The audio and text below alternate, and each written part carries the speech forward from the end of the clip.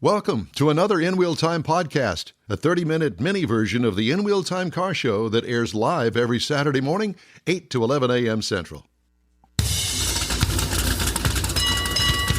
Welcome to the worldwide broadcast of the In Wheel Time car talk show. Just ahead, Sunderesh Heragu joins us and going to talk about the meaning of tariffs on the automotive supply chain. Plus, we'll also have the upcoming events calendar, and Mr. Mars reviews the new Ford Focus. Howdy, along with Mike out of this world, Mars down there at the end. King Conrad DeLong in the middle. Jeff, we always need more Jeff Zekin next to me. I'm Don Armstrong. Glad you could join us on this Saturday morning for our live broadcast. We thank you very much for that. What? I was going to say, it smells a little like Bordeaux or maybe a rosé. You got like some kind of aroma of wine emanating from you? Yes, as a matter of fact, short story here before we get into the car stuff. So, Jeff and Kathy and Leslie and I were at our usual Friday night place, Los Tios, and I'm sitting there, and all of a sudden I'm thinking something nice and cold just ran down my back. And it wasn't a chill. It was an entire glass of wine that the waitress spilled right down my back. So everybody got into motion and started getting napkins and stuff. And I'm thinking, oh, touch me. Yeah. So I am wearing the same T-shirt, actually. That's what I said. It wasn't a white wine. It was white wine. Yeah, it was. It was not a Pinot Grigio. It was whatever it was. What Leslie drinks. Yeah. But it was all over the floor. I'm going to get napkins. They're pulling up his shirt. They're patting him down like he was a boxer in the ring or something, you know. So that's why I have that little bit of aroma. The good news is it was white wine and not red wine. That's true. Yeah. So there's the story. There's that. Interesting. Hold that thought. Is there a problem? Yeah, but I'll take care of it next commercial break. Okay. We've been here for an hour. What have we been doing, Mr. Mars, for the past hour? We're fixing everything that we knew was fixed, but we didn't know we needed to fix this. Sunderesh just brought it to my attention. Yeah. I see. When I got here, they were all under the table trying to fix the wires. Mm-hmm. That were supposedly fixed week before last. Well, sometimes they have fixed now. They were Kind of, sort of, maybe. Ladies and gentlemen from Oklahoma State University, Sunderesh Heragu. Good morning, sir. Good morning, and thank you for having me back. It's an honor to be on your show. Well, thank you. That we certainly do appreciate that. You made such an impression on us. We thought, we need to have this guy as a go-to kind of guy. Our supply chain subject matter expert. Yes, supply chain. So let's talk about supply chain. How would you define automotive supply chain? From the producer to the end user at assembly and all of the components in between that ship it around locally for where the producer is, ship it around internationally to where the assembly plants are, and all of the components that arrive. Yeah, just in time, because but not all of those things have a tariff on them. It's usually ones that are imported from across the sea, from wherever that may be. So now that we've got that established, let's get the real answer. Let's get the real answer. And so are we having supply chain issues still after the pandemic? The biggest one, of course, was the microchip supply. And that thing pretty much crashed and burned almost immediately. Yeah. No, I think the automotive supply chain, like many other products, but more so for the automotive industry, it's a complex web. You've got obviously the tier 1, tier 2, and tier 3 suppliers that may be located pretty close to the facility, or sometimes maybe even hundreds of miles. Well, let's stop right there if you don't mind. Let's talk about tier 1, tier 2, tier 3. What do the tiers mean? What does that mean? So I'll start with the bottom. The tier 3 would be your companies that supply upholstery and seat belts and just small components for the car. Gotcha. And oftentimes these are mom and pop stores that are operating, on very thin margins. And so for them, even a small disturbance in the supply chain, or now we're talking about tariffs and all that, right, can have a significant impact. These companies are oftentimes finding it difficult to meet payroll. So, for example, when we had the auto industry strike, many of these companies were finding it really hard to meet payroll. So there's those sorts of companies at the bottom end, at the lower end, and then at the top tier one, you got the suppliers that produce engine parts, produce batteries for electric cars, and then all of the other ones in between, the companies that make your tires and things like that, right? The electronic equipment that you need for the cars. Right. So it's a pretty complex web, and there's since you're talking about tariffs today, I mean, I don't think there's when countries impose tariffs, the impact of that doesn't follow a straight line. I mean, sometimes there are short-term consequences. Sometimes some people call it benefits for the country that's imposing the tariffs. But in the long term, the impacts could have some unintended consequences. But yeah, just the automobile supply chain is really one of the more complex one. Companies like Ford and GM, but also Volvo, will make cars for the U.S. market exclusively in China. And so when the people who are campaigning to be president next year, so former President Trump and President Biden, they're talking about imposing tariffs. So that impacts the U.S. Customers directly, because they now have to pay a so-called tax, right? Because these cars are made in China, although they have the U.S. brand. They are made exclusively in China, and when they're brought here, they are slapped with a 10% or whatever tariff that is imposed. So it's a tax on consumers. But as in purpose, besides just being a tax, tariffs can sometimes be a penalty against that producing country. Because I know sometimes the China tariffs are done as a penalty against China doing business here. Yeah, and again, the tariffs cut both ways, right? So there are definitely some benefits, but there are also some costs associated with it. If you go back to 1983, when President Reagan imposed tariffs on cheap Japanese imports, Harley-Davidson actually lobbied the government to impose tariffs because they were a company that had almost 100% of the share in the 1960s and 70s. All of a sudden, they went down to about 15% of the market share in late 70s and early 80s. So they lobbied the government to impose tariffs. And so President Reagan, I guess, against his conservative principles, he decided to go along. And but that's a success story, right? So tariffs definitely had a positive impact. I mean, Harley-Davidson, not only is it alive today, but it's also thriving.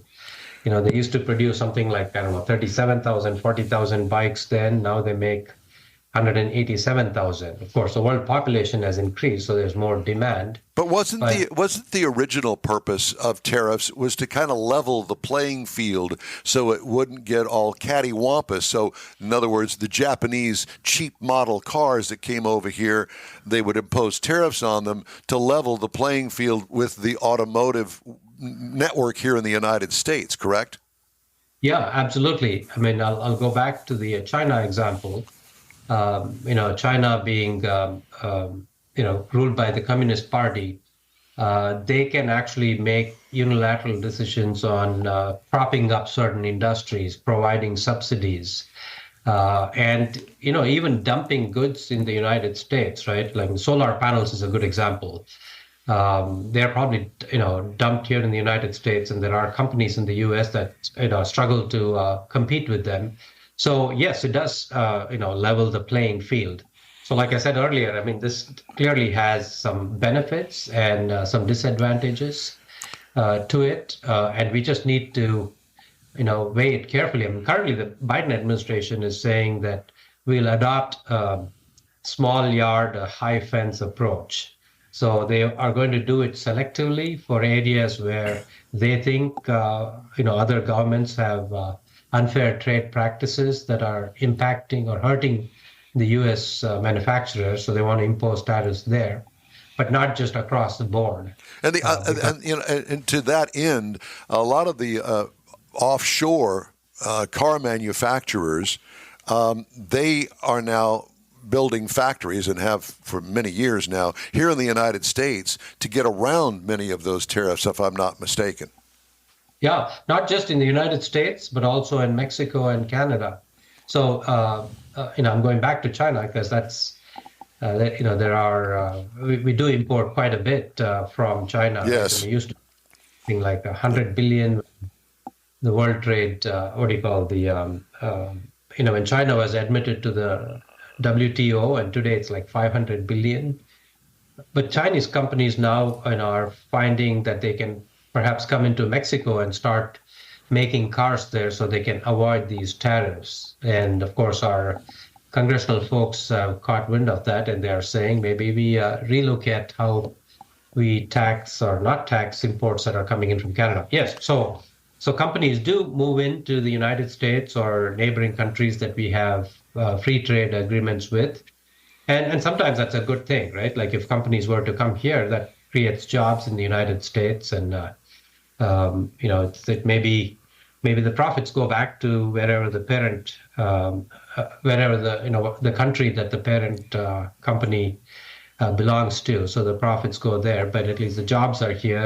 And likewise, when U.S. companies move to China to make cars, the profits come back here, and so there are a lot of complex factors. Like I said earlier, it's not a straight line. So ultimately, the consumer pays the tariff because the tariff that's imposed on the products coming from China, that's passed through as a price increase. But who benefits from the tariff? Just the federal government? It just goes into the federal government coffers? Yeah, I mean, in 2018 and 2019, when the former President Trump imposed taxes on $300 billion worth of goods, well, that raised $80 billion in taxes for the U.S. government, so helped offset some of the deficit, right? But then, there are some councils that have studied this. They said, well, this action cost the U.S. economy 250,000 jobs, and the trade deficit actually went up. Right? The thought was that maybe with the tariffs we can bring the trade deficit down, but it's still at like $60 billion per month with China. The term freight on board or FOB, does that just relate to domestic movement of product, or is that for also the international? It is international too, yes. Interesting. So what do you see ahead? Because I know that you guys always look ahead and forecast what we can expect in the next year or 2 or 5 or 10. What do you see in the near future for us when it comes to these tariffs? So, again, we are in the election season. So I think there's going to be a lot of talk about tariffs and things like that. And again, there's also a congressional push to impose taxes on certain or tariffs on certain imports from certain countries. But there are also other factors in the world that are happening, some of which are human-made, some of which are beyond our control. So, for example, the Ukrainian invasion by Russia and the Israel-Gaza conflict. So that, is now slowly expanding to include other countries like, the Houthi rebels in Yemen. And so the Red Sea traffic is being disrupted. And so companies like Maersk said, we're not going to use the Red Sea for the foreseeable future. So they're going to, take the shipping down, through the Horn of Africa, say from Singapore to, shipment that's going from Singapore to Western Europe. It's going to go around, all of Africa, right? And so there's that. And then, I previously talked about perhaps on another interview that the Panama Canal, which is used for shipments of goods from, Asia to the eastern seaboard in the United States, that has got some weather issues. And so the, capacity there has been reduced. So I think, there are all these factors that are happening. One thing we can do is perhaps for businesses, we may want to try to minimize the uncertainties that they have. I mean, they already have like you said earlier, the chip shortage that they faced now that has been sorted out. But we've got elections in Taiwan. They've got a new president there that is, for sovereignty for their country, and that irks China. So we don't know where that's going to go. So there are all these factors that are beyond our control that are happening overseas. But then what I guess the U.S. government could do is try to create reduce the uncertainties and then provide incentives. I mean, the Build Back Better, the Chips and Science Act, and what is the other one? The Inflation Reduction Act, right? They are actually, in my opinion, great moves to help provide good infrastructure so that U.S. companies can be manufacturing goods in the United States. Again, try to level the playing field because they have all these, top infrastructure here in the United States that allows them to compete with other economies of the world. What do you think is the impact with U.S. Steel? I know that they've been working on selling U.S. Steel to an offshore company, and I have some doubts about that. Why would we let that happen? Yeah, especially at a time when U.S. manufacturers, the United States manufacturers of steel, can only meet 50% of the demand. So again, we are having to rely on India and China for import of steel, right? At such a time, why do you want to facilitate transfer of U.S. steel to a foreign company? Like you said, was it Don? I'm not able to see you. Yes, here. yes, it's Don. So like you said, Don, it's why would you want to do it? It may not happen, but we'll see. I think there's going to be to solidify the U.S.-based industries for the foreseeable future. Well, I know once word got out that U.S. Steel was going to do this or attempt to do this, there was a great big pushback from most of the people that would be impacted by having a foreign company own such a huge business here in the United States, because we would really be at the mercy of whatever country that the company was based in. Yeah, and by the way, it's not just for the automobile industry, but many other industries. Like I'll give one example: the soup manufacturer. They make tin cans. Well, the raw material is steel there, so they suffer, and then that price gets passed. The price increases because we don't have enough supply, enough supply in the United States. Right. The price goes up, and that's passed on to the consumer. Oftentimes, people at the low-income families and people like that. Sure. But didn't the idea of U.S. Steel selling to an offshore entity kind of go contrary to the idea behind tariffs that are used to balance the playing field? Yeah. It's like taking supply, a good chunk of the supply away from the United States, right? And us having to rely on imports. Exactly. It has a opposite impact of tariff. Tariffs will, at least in the short term, will allow you to grow the domestic production, and this is counterproductive, in my opinion, especially when steel is an important industry for a variety of sectors, and we are barely producing half of our domestic demand. Sunderesh, it's always a pleasure to talk to you. We thank you very much for getting up and joining us in that good-looking orange sweater that you got. And I assume with that orange sweater, you're telling us, without telling us, that it's cold in Oklahoma this morning. It is cold, and the orange color is in honor of Conrad, who's in Go Cowboys. Well, that was the prompt to go ahead, and you and Conrad could get married for just a couple of seconds here and love each other. So anyway, Sunderesh, it's great to talk to you, my friend. Thank you. Likewise, and enjoyed it. Look forward to talking again in the future. You got it. We will be in touch. Thank you, sir. All right, time now here on the In Wheel Time Car Talk Show for the Car Calendar. We've renamed it. We're not going to do the events. We're not going to do the actual cruise-ins, but we're a combination of whatever Conrad comes up with. And if you don't get it right, we're going to put a tariff on you. That's it. So the Winter Conroe Swap Meet up in Montgomery County Fairgrounds is February 16th through 18th off of 9333 Airport Road up in Conroe. Stephanie Nichols' 13th annual Car and Plane Show in Georgetown Airport is going to be February 24th. Cars and Cocktails is going to be at Woodrow's in Tomball in first weekend of February. The 11th annual Rouse Rock and Rides is March 2nd. And do you have dates yet for Hot Rod Tour of Texas? That's the end of April. Yeah, last weekend in April. Hot Rod Tour of Texas.com 25 or on 26 Facebook. to 28, something like that. Uh-huh. Which is going to be huge again this year. It seems to grow every year. And let's not forget the automotive show. Correct. That would be the last one that you're going to talk The about. last one I was going to talk about, yes. And But you didn't talk about it. And we'll have Rochelle on the show here later today to talk in detail He about it. didn't, he didn't want to spoil her thunder. Okay.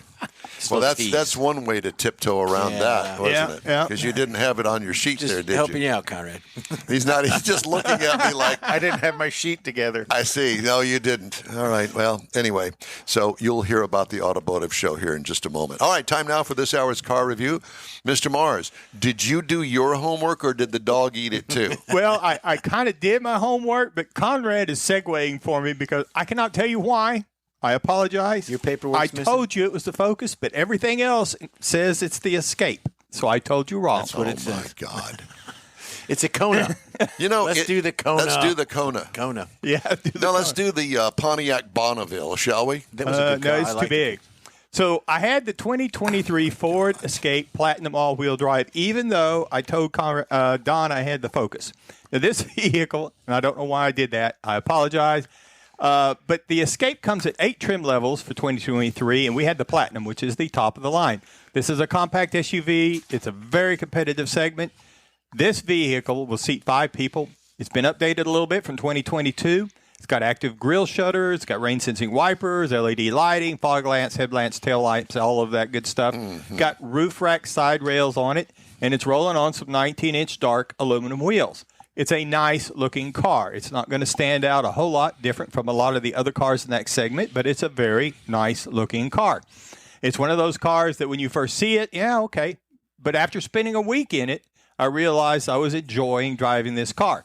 Inside, because we had the Platinum, we had the leather seating with the sport buckets up front. They are heated. There are no ventilated seats on this particular vehicle. Couldn't tell you why, just not there.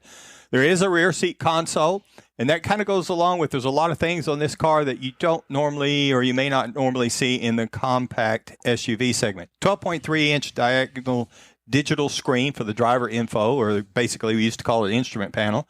13.2-inch heads-up display in the center stack. You're going to find your Sync 4 infotainment center there, your nav, your convenience controls, 360-degree camera that works quite well, and there's also wireless charging and USB ports. Now, up under the hood, there's actually 3 different power options you can have, but we had the 2.0-liter inline-4 EcoBoost. At 250 horsepower at 5,500 RPM and 280 pound-feet of torque with an 8-speed automatic. This thing has plenty of power, even though it weighs 3,543 pounds. How much? 3,543 Seriously? pounds. Ton and a half. Why? I didn't think it was that heavy. I looked at it twice. To look at it, it doesn't look like it's that heavy. No, but Jeez. they're all getting bigger. I mean, it's like being on steroids, you know? Stupid. The EPA says you should be looking for 23 in the city, 31 on the highway, combined for 26. Now, I got 26.4 miles to the gallon in this vehicle across 205.1 miles. With your fat foot? Well, I've kind of, I'm a year older now, and I've kind of lightened up on that a little bit. Yeah, right. I'm more mature now. Yeah. Oh, my God. And his new middle name is Pinocchio. After 83 years. But Must again, mean like I Becky said, was in after it with being him. in this car for a week, it grew on me. It felt better as far as the driver perspective. It's not a race car by any means. It's got a nice view as far as the driver's perspective. The back's a little bit, you lose some because of the pillars in it, but that just comes with a category. And I will say, you put it up in into the sport mode, it tightens up the steering and everything a lot. Still not a race car, but it just feels a whole lot better when you do that. And because it's a little heavier, it's got a pretty composed ride out on the highway. I was kind of surprised. It's still got a lot of things on the inside of it that you know that you're in a less expensive car. But like I say, I was impressed. Base model price on this vehicle is $29,495. You can get into it. Now, the base trim price for the platinum level is $38,460. However, our MSRP on the vehicle we were driving is $41,965 for a compact sport utility. Yes. That starts at 29. Yes. And Now, yours was 41. yes. But if you look across at the others, Honda CRV, base on it's $28,410. The top of the line on it's $34,260, but that does not include the all-wheel drive. The RAV4 starts at $28,200. The Mazda CX-5 starts at $26,000. So they're all in that upper 20s as far as starting goes. And then from there, it kind of depends on where you want to go with all-wheel drive and all the other accoutrements that you want to get. But again, as I said, to look at it, it's a very competitive segment. There's a lot of cars that are going to look a whole lot alike in a lot of instances. But after driving it for a week, I was pretty comfortable, and I think it's something you should look at. $41,000, you ought to be. Well, I was. And Good. I'm glad to see that new word for the day app you have is paying off with accoutrement. I think I got that from Don, actually, Oh, boy. among Speaking other of things that I can't repeat. Yeah. Other things And speaking of Ford Motor Company, they're recalling nearly 140,000 of the Ford Focuses that Mars was supposed to have a review of today, and the EcoSport crossover for faulty engine oil pumps that are linked to a federal investigation and alleged crash with 2 injuries. 2016 to 18 Focus, 2018 to 2022 EcoSport vehicles with the 1-liter engine and the 6F15 automatic transmission. Oil pump drive belt or drive belt tensioner on those vehicles could fail, resulting in a loss of engine oil pressure that might trigger an engine stall and loss of power braking. Catastrophic engine failure. Yeah. So think about that. They put a belt in the oil crankcase system expecting it to last. It should have been recalled long ago. Just keeping it lubed. Yeah, well, the belt doesn't last. Yeah. Okay. Thank you. You know, I try to keep this all under control here, but sometimes it's difficult. Hey, this program is available 24/7 on iHeartRadio. Yep. Just look for In Wheel Time Car Talk. We also video stream on Facebook, YouTube, Twitch, and InWheelTime.com. Podcasts available from your favorite podcast provider. The In Wheel Time Car Talk Show continues right after this quick break. Oops. Rev your engines and Oh, well, I'm going to start that again because I didn't do that right. rev your engines and set sail for the ultimate surf and turf. The Houston Automotive Show, January 24th through the 28th at NRG Center. One ticket gets you into both the auto show and the boat show. See your favorite car and boat brands under one roof. Learn about the latest electric vehicles and test drive one with Evolve Houston. Board your dream boat and check out the bass fishing demos. It's the Houston Automotive Show, January 24th through the 28th. Buy early and You save own a at car you love. automotiveshow.com. Then why not let Gulf Coast Auto Shield protect it? Houstonian John Gray invites you to his state-of-the-art facility to introduce you to his specialist team of auto enthusiasts. We promise you'll be impressed.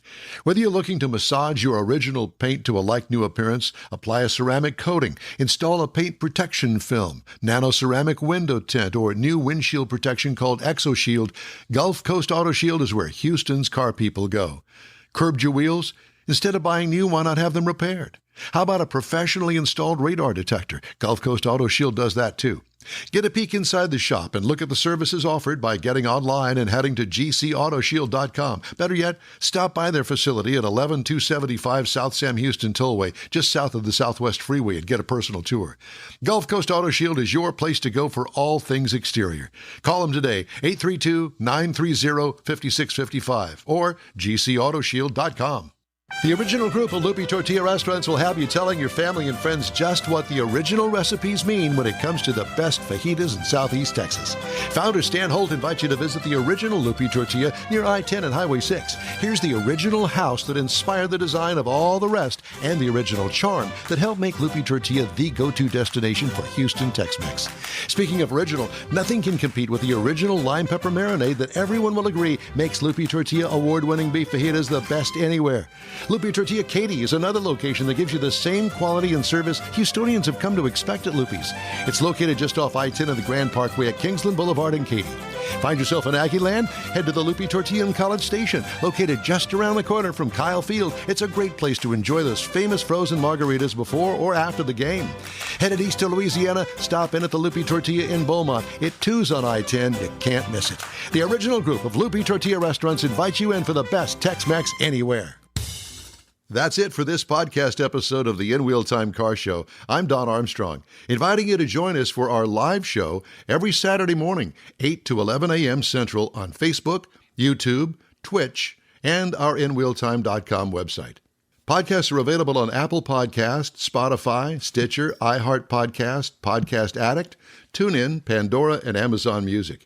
Keep listening, and we'll see you soon.